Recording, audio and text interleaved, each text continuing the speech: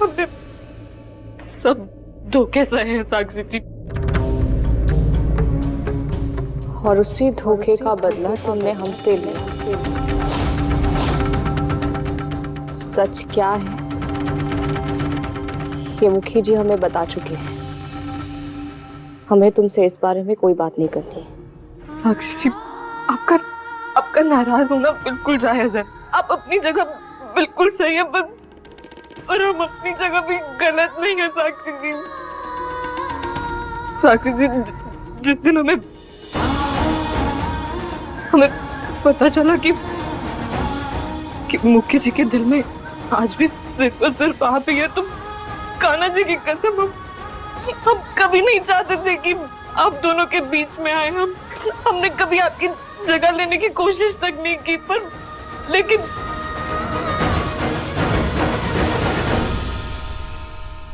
क्या?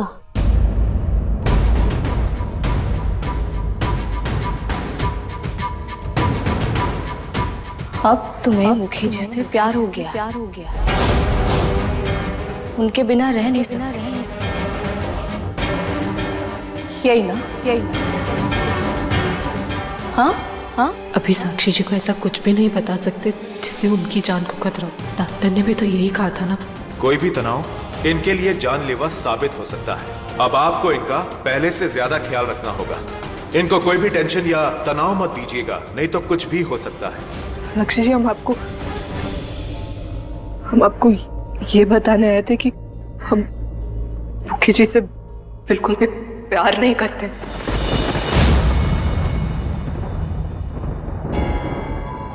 हम तो बस उनकी इज्जत करते हैं, और हम बस अपना फर्ज निभा रहे थे। आपके बच्चों का ख्याल रखना, मुखी जी और उनके परिवार को संभालना। बस अब आप आ गई हैं तो आप मुखी जी, उनके परिवार को, अपने बच्चों को अच्छे से संभाल सकती हैं। हमसे भी अच्छे से। अब हमारी कोई जरूरत नहीं। और वैसे भी एक औरत अपने पति को किसी और औरत के साथ बांट नहीं सकती कभी। चाहे वो आप हो या हम। हमने अपना सारा सामान बांध लिया। हम कल सुबह होते ही आप दोनों की जिंदगी से दूर चले जाएंगे और कभी लौट के वापस नहीं आएंगे। बस हो सके तो माफ कर दीजिए।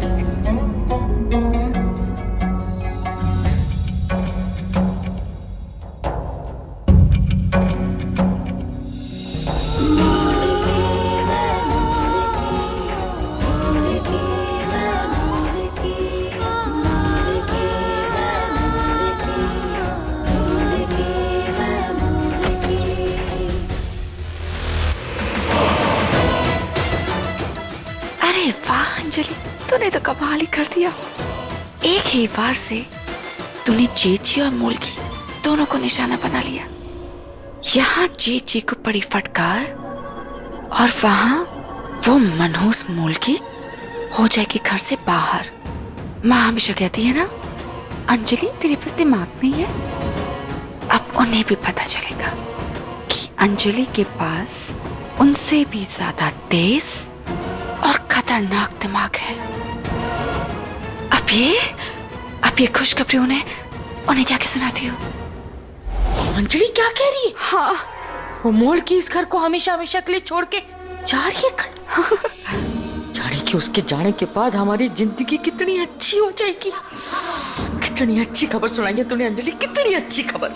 माँ बस सुबह होने दीजिए, फिर देखिएगा उस मनहूस मुल्की के जाने के बाद ना माँ हम खुशियां मनाएंगे, जश्न मनाएंगे।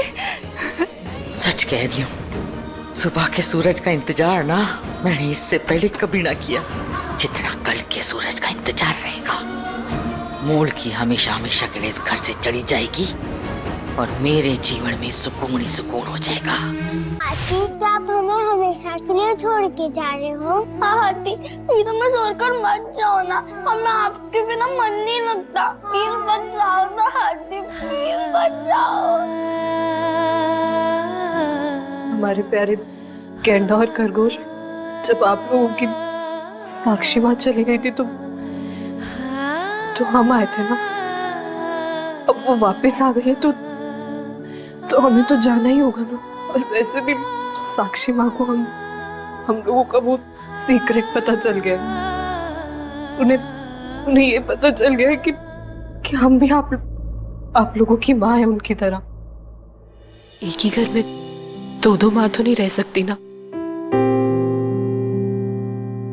इसलिए अब हम चले जाएंगे और आपका और बाबा का माँ खूब अच्छे से ख्याल रखेंगी, हमसे भी अच्छे से। तो जाने की जगह आप दोनों मिलकर हमारा ख्याल रखो ना हाथी।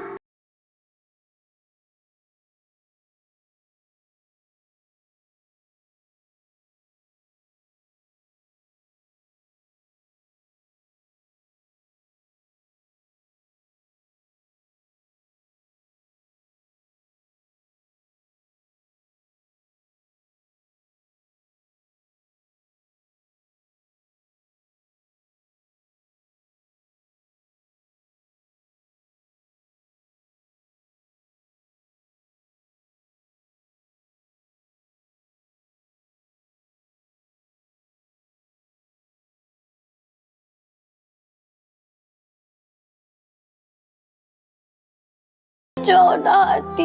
गेंडा और खरगोश, शायद तुम जंगल का एक नियम बोल रहे हो कि शेर की तो एक ही बीवी होती है ना, और वो होती है शेरनी। हाथी थोड़ी ना उनकी बीवी होती है। इसलिए प्लीज हमें जाने दो। तुम देखना, माँ तुम्हारा बहुत अच्छे से ख्याल रखेगी, जैसे हम रखते थे ना उससे भी अच्छे से। बस प्लीज एक वादा कर दो हमसे कि तुम माँ और बाबा को बिल्कुल परेशान नहीं करोगे। Pinky promise.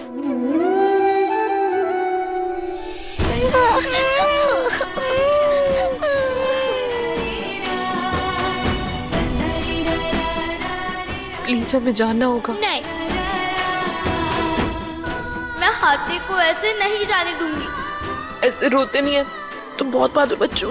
चल मानस, चल। जूही, मानस, चल। अचानक क्या हो गया इनको? ये दोनों ऐसे कहाँ भाग गए? माँ, क्या हुआ मानस, क्या हुआ बेटा? माँ हाथी को रोक लो ना, वो हमेशा के लिए हमें छोड़ के जा रही है। हाँ माँ, हम लोगों ने इतना समझाया और वो हमारी बात ही नहीं मान रही है। वो बोल रही थी कि दो माँ इस घर में नहीं रह सकती। प्लीज माँ, अब आप ही उन्हें समझाओ ना कि आप दोनों मिलकर हमारा ख्याल क्यों नहीं रख सकती हो। वो इसलिए नहीं रख सकते क्योंकि जब हम यहाँ नहीं थे ना, तब वो आई थी आप लोगों का ख्याल रखने। लेकिन अब तो हम आ गए हैं और आपकी माँ हम हैं, इसलिए अब हम ही आपका ख्याल रखेंगे। आपकी पसंद नापसंद हर चीज का ख्याल। हम ना आपके लिए नए कपड़े लाएंगे, टॉयज लाएंगे और चॉकलेट्स भी लाएंगे। नहीं, हमें कुछ नहीं चाहिए, हमें सिर्फ हमारा हाथी चाहिए। हाँ बेटा, ऐसे जिद नहीं करते। अब वो यहाँ नहीं रह सकती, उसे वापस जाना होगा। जैसे हम कुछ समय के लिए यहाँ नहीं थे, वैसे वो कुछ समय के लिए आई थी। हमारे घर मेहमान आते हैं ना, वो थोड़े दिन यहाँ रहते हैं, फिर वापस अपने घर चले जाते हैं। वैसे पूर्वी भी मेहमान ही थी, तो अब तो उसे अपने घर वापस जाना होगा ना। नहीं, आप झूठ बोल रहे हो। हाथी कोई मेहमान नहीं, हमारी माँ है। आप अच्छी माँ नहीं हो। हाथी हमारी कोई बात नहीं टालती है। हाथी हमारी सारी विश पूरी करती थी, हमें आपसे कोई बात नहीं करनी है। गट्टी गट्टी गट्टी, चल मानस। अब मानस जूही को हम अपनी बात कैसे समझाएं?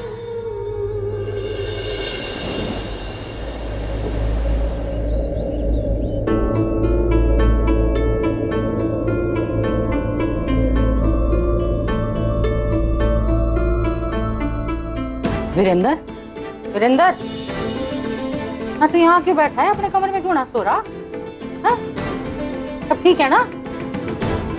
क्या हो गया? हाँ? माँ मैं बताती हूँ। जेठ जी तो पूरी रात यहीं सो रहे थे। मुझे बहुत बुरा लग रहा था लेकिन इनको जगाने की हिम्मत ही नहीं हुई। सब ठीक है ना? बावरी, तू सामान लेकर तू कहाँ जा रही है? हाँ? अरे तू अपना सामान लेके कहाँ जा रही है? अरे बोल, माँ के पूछ रही है, मैं के पूछ रहा हूँ तन्ने। कहाँ जा रही तू सामान लेकर? बोल ना कहाँ जा रही है?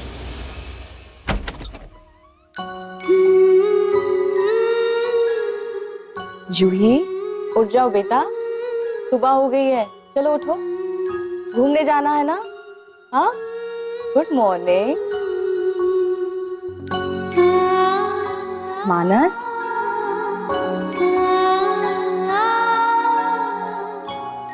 मानस,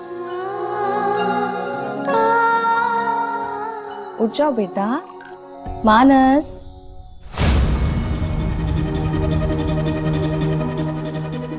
इसे तो तेज बुखार है, दवाई लेकर आते हैं। माँ, हाथी को रोक लो ना।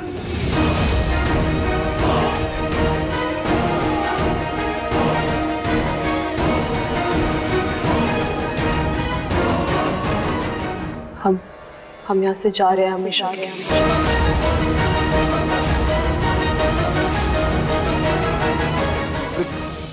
क्या बकवास कर रही है तू? मैं तन्ने ऐसे जाने ना दूंगा। मुखी जी,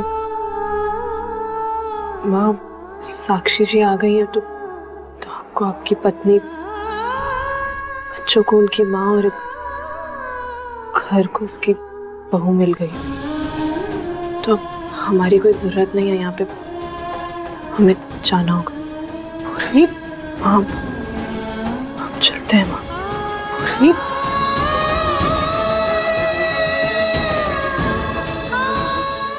बावरी, ये तू क्या बोल रही है? क्या कर रही है तू? अरे किसी को तेरी जरूरत हो ना हो, मन ने तेरी जरूरत है। ठहरो, ठहरो, ठहरो।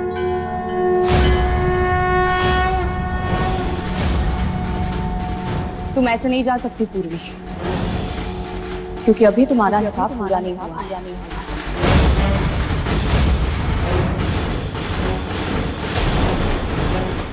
तू कौन से हिसाब की बात कर रही है? तेरा जो भी हिसाब है ना, तो मेरे पे कर।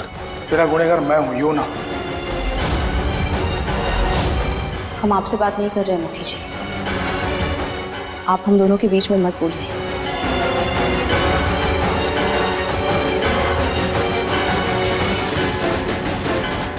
यो क्या कर रही है?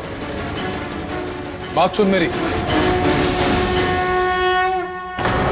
माँ, ये साक्षी मूलकी को लेके कहाँ जा रही है? और क्या, उसे बेइज्जत करने के लिए लेकर जा रही है। जब तक उसकी बेइज्जती ना करेगी ना, उसे घर से धक्के मार के बाहर ना फेंकेगी, लगता है उसके कलेजे को भी ठंड रखना पड़ेगी। तो हम लोग यहाँ क्यों खड़े? चलिए ना, चल के देखते मूलकी की बेइज्जती। तमाशा देखना है? हाँ। तो चल।